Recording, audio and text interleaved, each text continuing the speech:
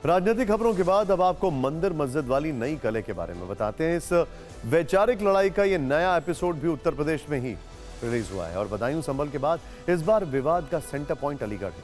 अलीगढ़ की मशहूर जामा मस्जिद, इस मस्जिद में मंदिर वाली खोज से जुड़ी याचिकाओं को कोर्ट में स्वीकार किए जाने के बाद अब मौलाना और संतों के संवाद का तापमान अचानक से बहुत ज्यादा हो गया है और इसकी गर्मी पूरे देश में महसूस की जा रही है।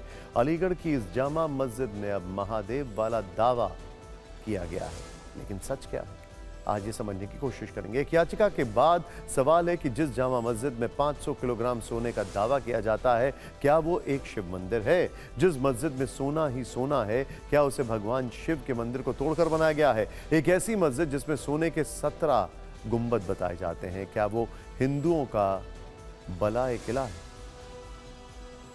आज संभल, अजमेर और बदायूं के बाद अलीगढ़ पहुंचे मस्जिद में मंदिर वाले। इसी रण पर हमने आपके लिए एक जरूरी फिक्र की फाइल तैयार की है, लेकिन पहले हम आपको यह बता दें कि आखिर इस विवाद की शुरुआत कहां से हुई और अब इसमें आगे क्या होने वाला है। भ्रष्टाचार विरोधी सेना के राष्ट्रीय अध्यक्ष पंडित केशव देव गौतम की इस याचिका को कोर्ट ने स्वीकार किया।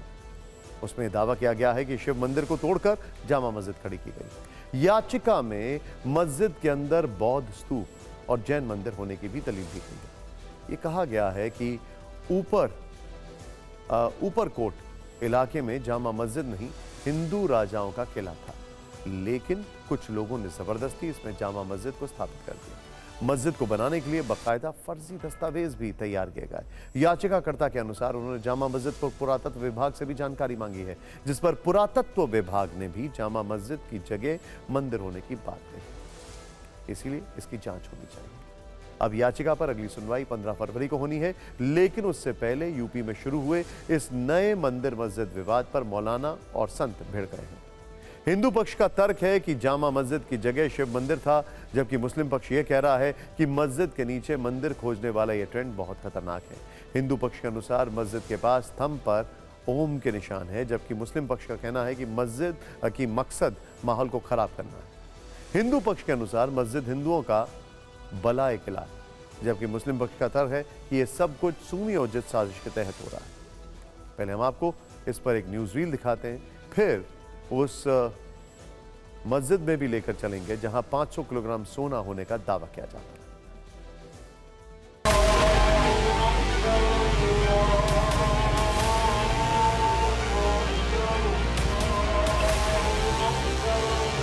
क्योंकि ये सनातन का बालाई किला एक शंकर भगवान का मंदिर, बौद्ध स्तूप है, बौद्ध भगवान का भी वहाँ मंदिर है, जैन भगवान का भी मंदिर है। इसे आज़ाद करने के लिए इनको यहाँ से हटाया जाए और उसे शंकर भगवान के बौद्ध स्तूप किले को अपने स्वरूप में ला करके राष्ट्रीय संपत्ति घोषित किया जाए। ये तमाम चीजें एक सुनियोजित साजिश के तहत की जा रही हैं और इसके पीछे कहीं ना कहीं बड़ी ताकतें मुलव्विस हैं, जो ये नहीं चाहती हैं कि मुल्क की गंगा जमुनी तहजीब बाकी रहे। तो ये अलीगढ़ की बात नहीं, पूरे हिंदुस्तान में जहाँ भी जाएंगे आपको मंदिरों की मस्जिद मिलेगी। तो इसमें पूरे भारत में सब जानते हैं इन लोगों ने हमारे साथ अन्याय हुआ है। आकाश और पृथ्वी के बीच में जो आध्यात्मिक शक्तियाँ हैं और जो दिव्य शक्तियाँ हैं, वो सब जागृत हो गई हैं।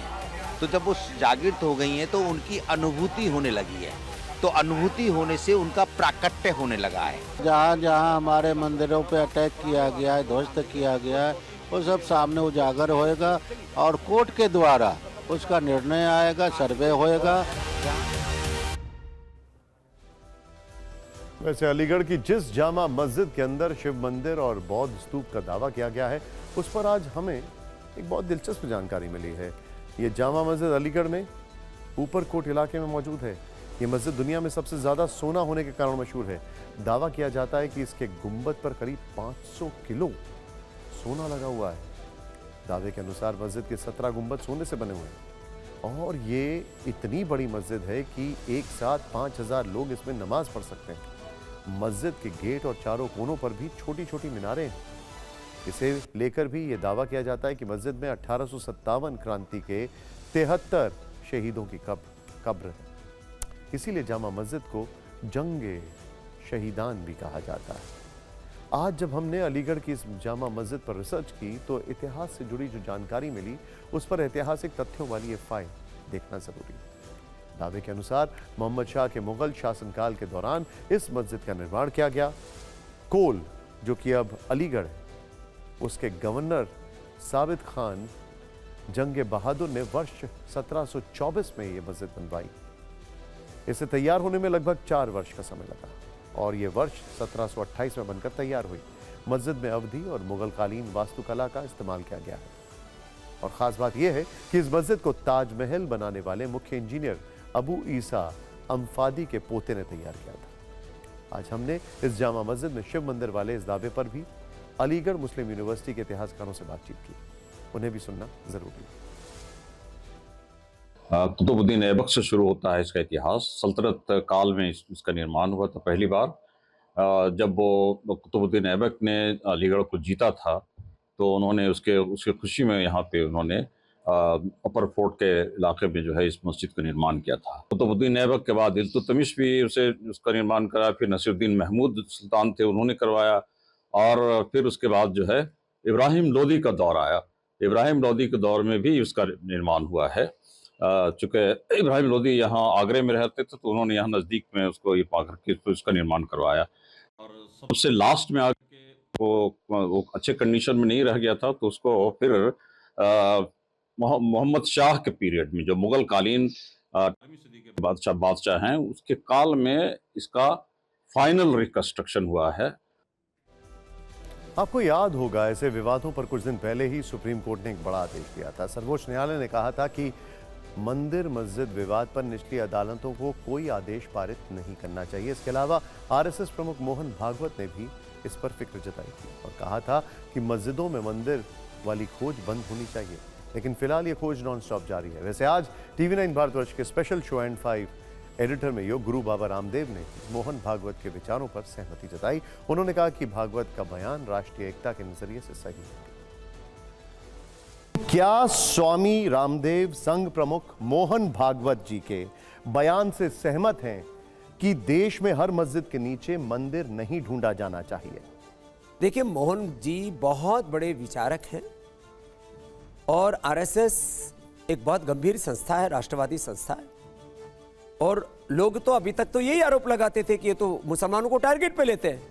उन्होंने जो बात कही है कि भाई जो कुछ बड़े हमारे तीर्थ हैं, बड़े देवस्थान हैं, उनको छोड़ करके बाकी हर जगह आप मंदिर मस्जिद करेंगे तो देश में जो सद्भावना का माहौल है वो बिगड़ेगा।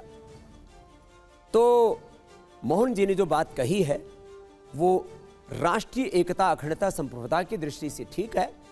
जहाँ तक रहा प्रश्न हमारे मंदिरों की अस्मिता का और आक्रांताओं ने जो हमारे मंदिर तोड़े, वो भी एक सच्चाई है। लेकिन मोहन भागवत जी ने जो बयान दिया, उनकी मनसा एकदम ठीक है। कुछ लोगों ने उसको उस परिप्रेक्ष्य में नहीं लिया जिस परिप्रेक्ष्य में, जिस संदर्भ में उन्होंने कहा। मोहन भागवत जी ये भी कहते हैं कि कुछ लोग विवाद खड़ा करके हिंदुओं का नेता बनना चाहते हैं। वो किस तरफ इशारा कर रहे हैं? अब ये थोड़ी बहुत ज़्यादा एक तरह से कंट्रोवर्शियल बात हो जाएगी, लेकिन ये बात सही है कि विवादों से कभी कोई बड़ा नहीं होता। तात्कालिक रूप से हो सकता है किसी का नाम अखबार में चल जाए, टीवी पर ब्रेकिंग बन जाए, लेकिन आदमी बड़ा जो है वो अपने काम से होता है। इसलिए सबको मिलकर के ऐसा काम करना चाहिए कि हमारे काम से हमारा ही नहीं पूरा हिंदुस्तान बड़ा होना चाहिए, भारत बड़ा।